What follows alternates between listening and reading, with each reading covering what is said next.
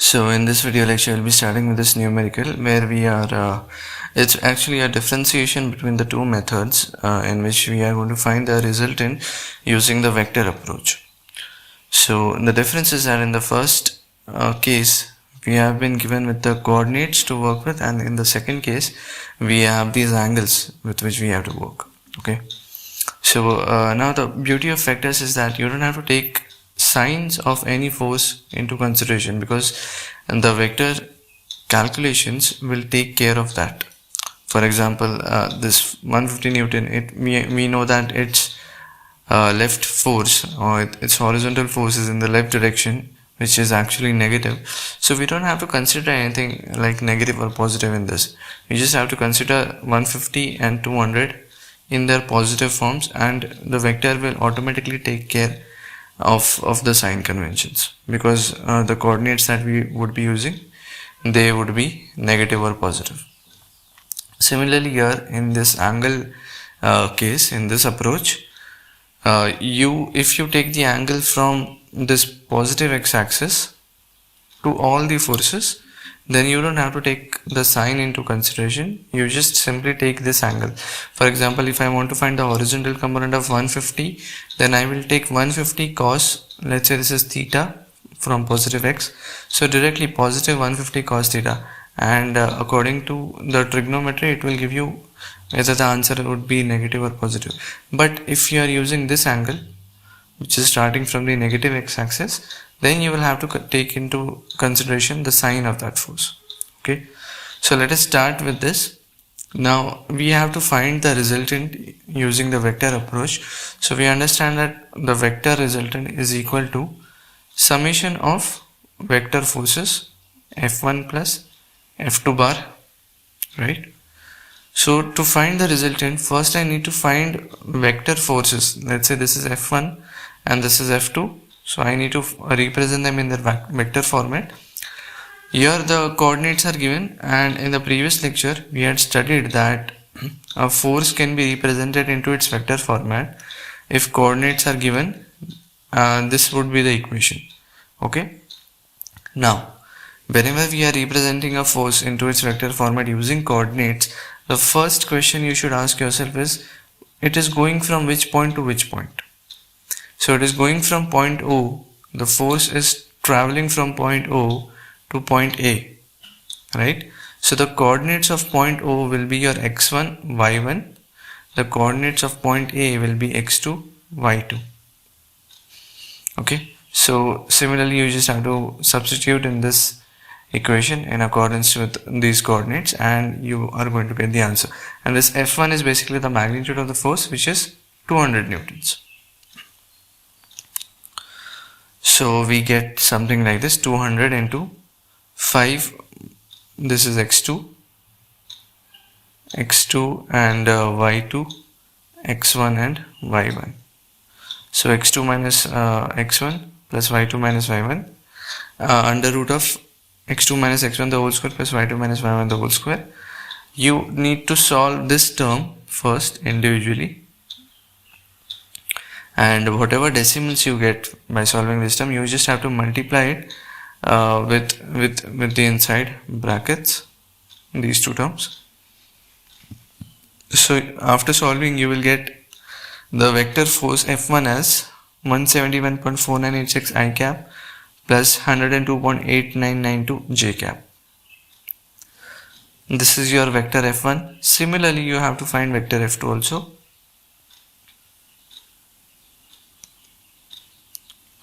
So for vector F2, again the first question you should ask is from which point to which point it is moving.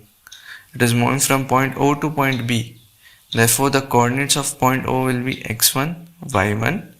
The coordinates of point B will be x2, y2, right? So F2 bar is moving from O to B, right?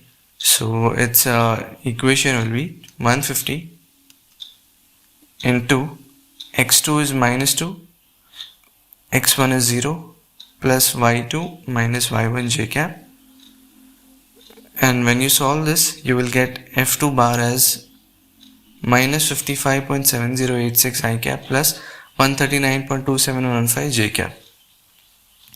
So in the previous lecture also we had seen that how a vector is expressed in terms of its horizontal component and its vertical component. So you see that now for this 150 newtons we know that its horizontal component has to be negative because it is left, and the same we got here, a negative component. So as I had already told you that in vectors we don't have to consider any sign because the vector calculation will already do it automatically, right? So we found f2,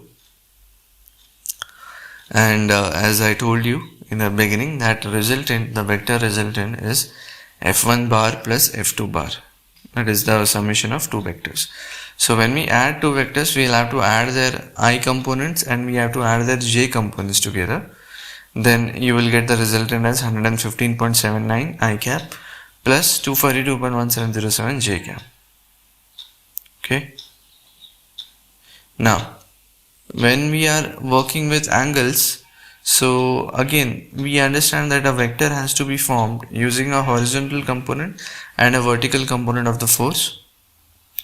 So we have resolved our forces quite a number of times till now. We have done this exercise a lot of time. So we know how to find the horizontal and vertical component of any force. So this 200 newtons, it is inclined at an angle of 30.9637. Its horizontal component, let's say this is F1, this is F2. So F1x is a horizontal component of 200 newtons, and it comes out to be 171.4986. Okay, and F1y will be 200 sine 30.9637, which is 102.8992. So this is my horizontal component, this is my vertical component. Using these two only I have to form my vector. So you can see they are same only this. So we will get the same basically same coordinates, same coefficients, I'm sorry. Now finding for this F150 also. So F2x is I'm taking the negative sign because I'm considering this angle, but if you take an angle from positive x-axis you don't have to consider this negative sign.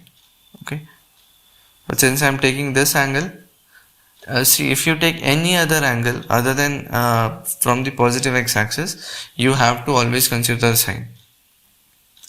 So it comes out to be minus 55.7086 Newton, and F2y will be 150 sine 68.1985. It is 139.2715. Again the same coefficients you get.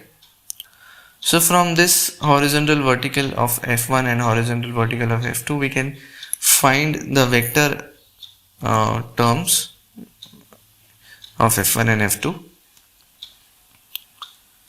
So F1 will be F1x plus F1x I cap plus F1y j cap.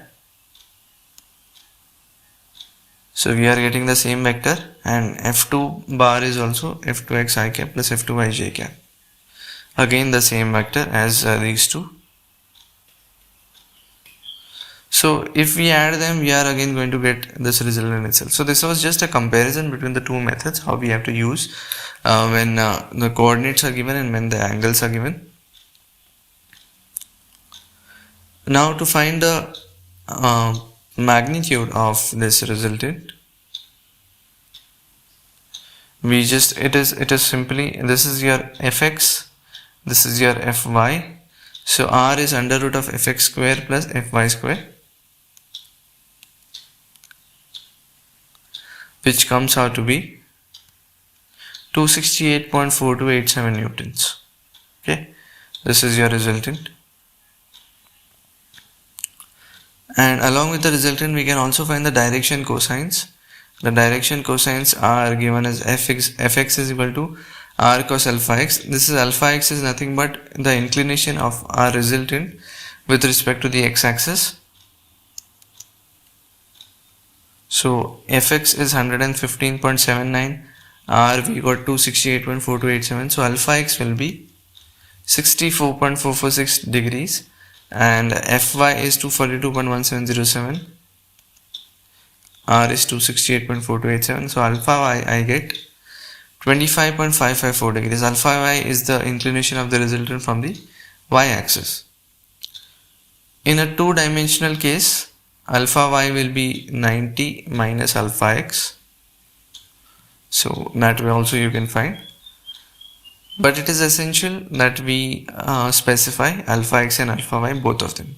So that's it for this lecture. In the next lecture, we'll be learning a new topic of force as vector in three-dimensional case.